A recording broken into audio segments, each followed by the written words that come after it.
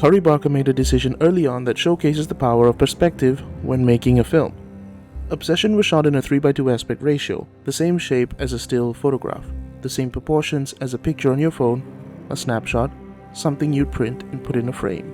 It's not like the big widescreen formats we have today, the humongous IMAX formats that make everything feel so grand and huge and decadent, but it's more still, intimate, like a photograph. And that's exactly what Curry Barker is trying to give us, an intimate look into Nikki and Bear's life. He and his DP, Taylor Clements, wanted it to feel like you were looking at frames of a person's life. It's not quite voyeuristic because you're not really watching the real person. In Nikki's case, you're watching a caricature. But it's not entirely not voyeuristic because we see everything that's going on with Bear as well, so there's an odd, intense ambiguity with the way this type of film was framed.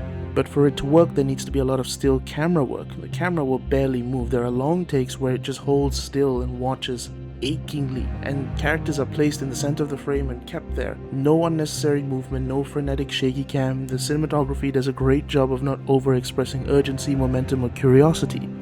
It keeps a very observational POV, and in a film where Bear spends every scene watching Nikki from a distance, constructing his own picture of her in his head, and unable to bridge the gap between reality and fiction, the cinematography does a lot of heavy lifting. Even before the wish is ever made, we already see how Bear has constructed this fictional version of Nikki in his head. Curry Barker also seems to remove all or maybe most of the conventional visual cues that remind you you're watching a horror film. The shop where Bear finds the One-Wish Willow doesn't really look out of place. The houses, the parties, the workplaces all feel normal. They're lit the same way, they feel a part of the world that we're in. Curry Barker feels like he doesn't want anything to look or give away the fact that this is a horror film, which is why the film looks ordinary. Even though there's a lot of composed photography and cinematography in this film, and the way it's lit is still dramatic and cinematic, there is an unshakable feeling of normalcy in this film that doesn't really scream horror thriller, horror film, and all that good stuff. But even the characters feel reflective of this, because one of them being Nikki, obviously, in the dark corner close-up, and that really feels like something being dialed to 11, and it feels incredibly jarring because of how normal everything felt before that. Yeah, it felt a bit uneasy, but this is really where the film reminds you like, oh right, we're back into horror territory, and it is perhaps the most disturbing image of the film, and it was done without any visual effects.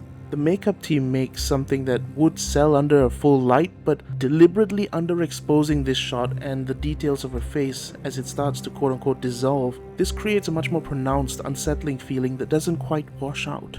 It's the only moment that the still photograph metaphor approach of this film gives way. Because of what Bear did to Nikki, it's now complete. She's no longer the person in the photograph or in his head. She's something else entirely, all thanks to him. And that's the power of this 3:2 aspect ratio. It's how Obsession uses it to its fullest advantage, and it runs through every single scene. In essence, it's really a film about a man who wants to reduce someone to a fixed, devoted, unchanging thing. Something that exists for him and only him, and exercise in control is shot in the format of a fixed, unchanging thing like a photograph. And that's exactly what Obsession really is. Obsession is a photograph. Bear never stopped to think about what he was actually taking a picture of, and well, you know what happened.